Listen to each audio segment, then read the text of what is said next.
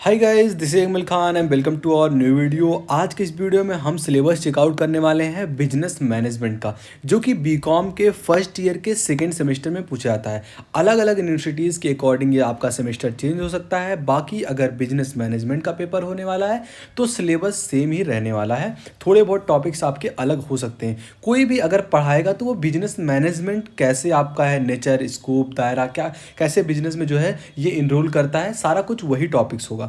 तो make sure आप पूरा वीडियो देखना, आपको समझ में आएगा कि कैसे क्वेश्चंस पूछे जाते हैं, कितने यूनिट में पेपर डिवाइड होता है यूजुअली, एंड जो है कौन से टॉपिक इंपॉर्टेंट होते हैं, कौन सा यूनिट जो है उसका वेटेज पेपर में आपके ज़्यादा होता है। तो सारा कुछ हम डिस्कस करने वाले हैं। उससे पहले जो आपका मैक्सिमम मार्क होता है कि 100 नंबर का होता है, जिसमें 25 नंबर आपको दिए जाते हैं कॉलेज यूनिवर्सिटी की तरफ से। इसमें प्रैक्टिकल, वाइबा सारा कुछ आपका इंक्लूड होता है। एंड 75 नंबर आपका पेपर होता है, जो कि ऑब्जेक्टिव भी हो सकता है एंड सब्जेक्टिव भी हो सकता है, डिपेंड्स ऑन योर यूनिवर्सिटी।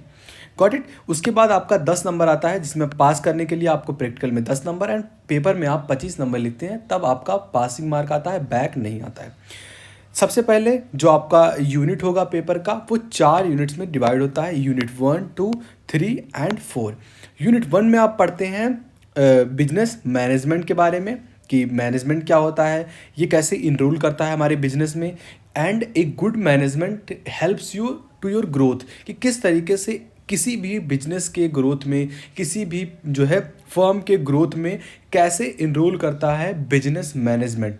जिसमें सबसे पहला आपका यूनिट है discuss the management practices in India, कि किस तरीके से मैनेजमेंट को जो प्रैक्टिस होता है इंडिया में वो कहाँ कहाँ होता है, कैसे होता है, सारा कुछ आप डिस्कस करते हैं सबसे पहले टॉपिक में, जिसमें वेदास के बारे में पढ़ते हैं। फिर आप पढ़ते हैं इंट्रोडक्शन, कि बिजनेस मैनेजमेंट का इंट्रोडक्शन, कि वो उसका मतलब क्या है, कुछ स्कॉलर्स ने उसका कैसे डिफिनेशन दिया है, या आप पढ़ते हैं इंट्रोडक्शन पार्ट में, जिससे concept, characteristics, nature, process and significant of management, कि मैनेजमेंट किसी भी चीज़ के लिए, अभी बिजनेस के मैनेजमेंट के बारे में नहीं पढ़ रहे हैं, आप मैनेजमेंट के बारे में पढ़ रहे हैं।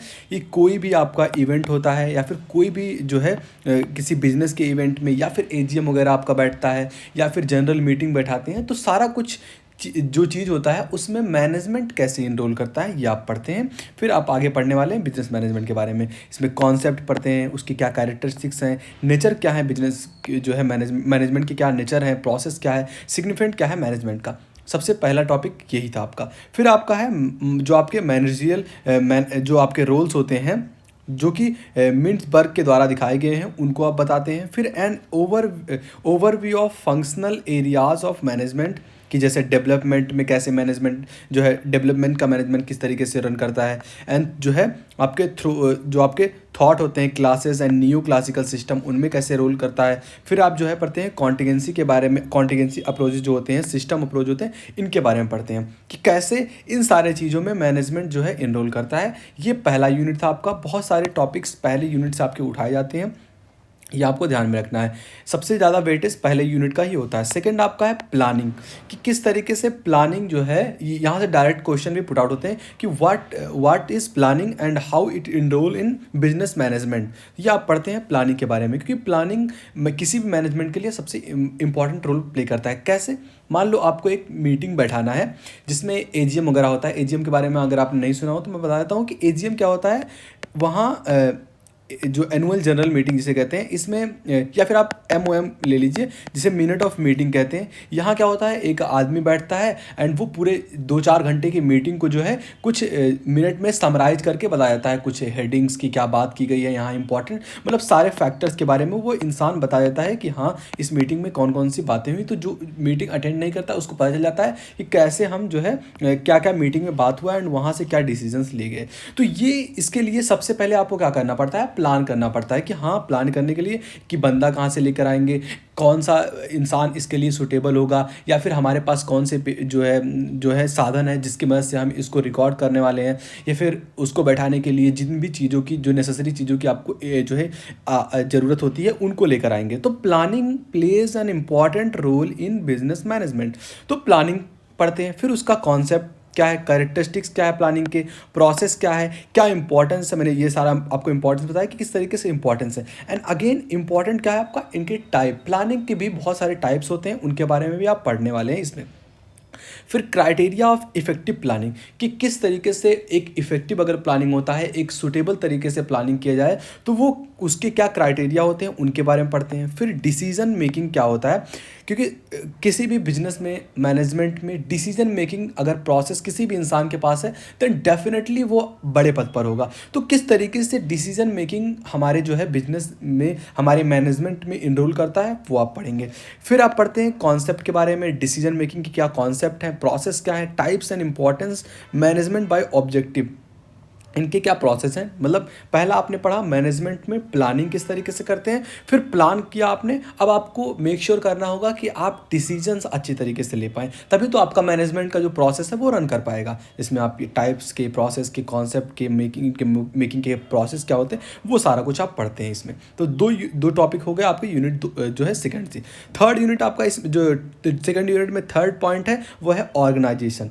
मैनेजमेंट का organisation is also an important जो है रोल प्ले करता है ऑर्गेनाइजेशन भी। इसमें कॉन्सेप्ट के बारे में पढ़ते हैं, नेचर के बारे में पढ़ते हैं, इनके प्रोसेस एंड सिग्निफिकेंट क्या है, इनके बारे में पढ़ते हैं। तो अभी तक आपने 3 टॉपिक पढ़ा यूनिट सेकंड से।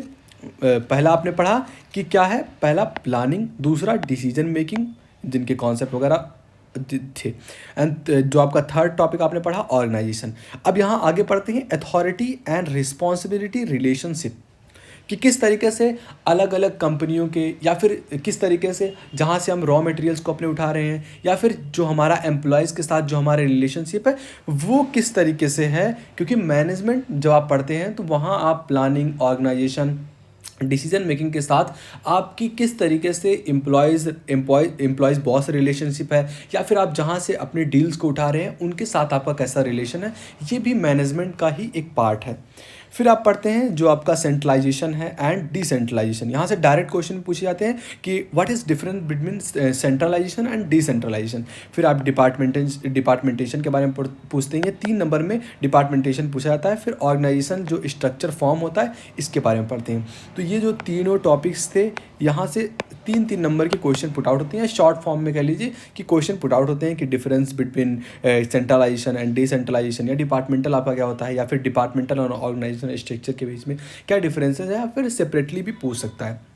यूनिट 2 यहाँ आपका बहुत ज़्यादा इंपॉर्टेंट जो है हो जाता है। यूनिट 2 से बहुत ज़्यादा क्वेश्चंस बनाए जा सकते हैं। डायरेक्टली क्वेश्चन प्लानिंग से आते हैं, डायरेक्टली क्वेश्चन आपके डिसीजन मेकिंग से आते हैं, डायरेक्टली क्वेश्चन ऑर्गेनाइजेशन जो है उससे आते हैं, कॉन्सेप्ट से, उनके नेचर वगैरह से। फिर आपका सेंट्रलाइजेशन, डिसेंट्रलाइजेशन, ये भी दोनों इंपॉर्टेंट टॉपिक्स हैं आपके एग्जाम के पॉइंट ऑफ व्यू से। थर्ड यूनिट में आप पढ़ते हैं डायरेक्शन के बारे में। आप जो है मैनेजमेंट पे जिन लोगों को आपने बैठाया हुआ है, उनके directions is an important word company के लिए। तो डायरेक्शन के बारे में पढ़ते हैं, फिर कॉन्सेप्ट एंड टेक्निक के बारे में पढ़ते हैं, फिर आप कोऑर्डिनेशन एज एन जो आपका एसेंस ऑफ मैनेजमेंट होता है, इनके बारे में पढ़ते हैं। फिर कम्युनिकेशन, आपने पढ़ा होगा बिजनेस कम्युनिकेशन फर्स्ट सेमेस्टर में ही, ये कम्युनिकेशन क्या होता है, कैसे हम मैनेजमेंट में कम्युनिकेशन को इनरोल कर सकते हैं, जैसा मैंने डिसीजन मेकिंग के प्रोसेस में बताया आपको। तो कम्युनिकेशन जो होता है ये भी एक इंपॉर्टेंट रोल प्ले करता है। फिर आप कम्युनिकेशन के nature, process and importance, type के बारे में पढ़ते हैं। फिर नेटवर्क एंड बैरियर्स क्या होते हैं इफेक्टिव कम्युनिकेशन के, वो भी पढ़ते हैं। कम्युनिकेशन के सिलेबस में ये सारे टॉपिक्स थे, अगर आपने पढ़े होंगे तो आपको पता होगा। फिर management of change, concept, nature, type and changes and the process of planning change, कि अगर प्लान चेंज होता है तो वहाँ कैसे उसको मैनेज करना है, प्लान बी क्या होता है, सारा कुछ आप डिस्कस करते हैं। फिर आप रेसिडेंस के बारे में पढ़ते हैं, to change the method of reducing, जो आपका रिड्यूसिंग रेसिस्टेंस टू चेंज करने के लिए आप कौन से स्टेप्स लेते हैं, मेथड्स क्या हैं इनके, ये पढ़ते हैं। फोर्थ यूनिट में आप पढ़ते हैं कंट्रोलिंग के बारे में। कंट्रोलिंग में meaning, importance, process, effective controlling system किस तरीके से जो है इनरोल करता है, ये सारा पढ़ते हैं। फिर आप पढ़ते हैं टेक्निक्स ऑफ कंट्रोल, टेक्निक क्या है कंट्रोल की, मेथड क्या है, ये सारा कुछ। फिर आप मोटिवेशन के बारे में पढ़ते हैं कि किसी भी मैनेजमेंट में अगर आप एक मैनेजमेंट के पद पर हैं कंपनी में, तो आप किस तरीके से अपने एम्प्लॉयज़ को, अपने जो है अपने जो भी साथ के आपके लोग हैं उनको कैसे मोटिवेट करके काम करवा रहे हैं, वो सारा भी एक इंपॉर्टेंट रोल प्ले करता है। फिर concept, type, importance and theories क्या है मैस्लो के, इनके बारे में पढ़ते हैं। फिर हार्टबर्ग के बारे में, मैग्रेगर के बारे में, ओची के बारे में, इनके क्या सजेशंस हैं मोटिवेशन को लेकर, इन्होंने क्या बताया हुआ है उनके बारे में पढ़ते हैं। क्योंकि डायरेक्ट क्वेश्चन से हम पुट आउट होते हैं कि जो है मैस्लो के द्वारा या फिर मैग्रेगर के द्वारा जो है मोटिवेशन क्या है, what is motivation by McGregor, उन्होंने क्या कहा हुआ है, तो डायरेक्टली आपको लिखना होता है। फिर आप पढ़ते हैं फाइनेंशियल एंड नॉन फाइनेंशियल जो इंसेंटिव होते हैं उनके बारे में पढ़ते हैं। फिर आप पढ़ते हैं लीडरशिप कैसे एक अच्छा बिजनेसमैन, कैसे एक अच्छा लीडर होता है, ये सारा कुछ आप पढ़ते हैं। लीडरशिप के meaning, concept, functions and leadership के स्टाइल क्या होते हैं, या फिर जो आपके लाइकर्स के 4 सिस्टम ऑफ लीडरशिप है वो क्या है, सारा कुछ आप पढ़ते हैं। ये लाइकर्स हैं, इनके लीडरशिप के जो क्वेश्चन हैं ये पूछे जाते हैं कि इनके चारों सिस्टम में से कोई एक पूछ लेगा, या अगर बड़ा क्वेश्चन बनाएगा तो चारों जो है इनके सिस्टम को पूछ सकता है। यहाँ आपके कुछ रीडर्स के सजेशन है, जो भी आपके पास बुक अवेलेबल हो यहाँ से आप पढ़ सकते हैं। तो आई होप आपको समझे होंगे बिजनेस मैनेजमेंट का जो है किस तरीके से क्वेश्चन पूछे जाते हैं, सिलेबस कैसा होता है, पासिंग मार्क कहाँ का वेटेज ज़्यादा होता है, किस तरीके से आपको पढ़ना होता है।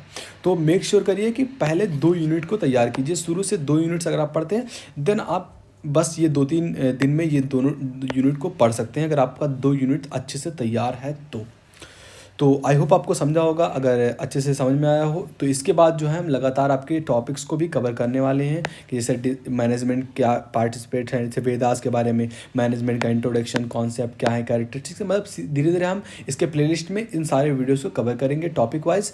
तो मेक श्योर करिए चैनल को सब्सक्राइब करके, एंड मिलते हैं आपसे वीडियो में, तक के लिए बाय बाय।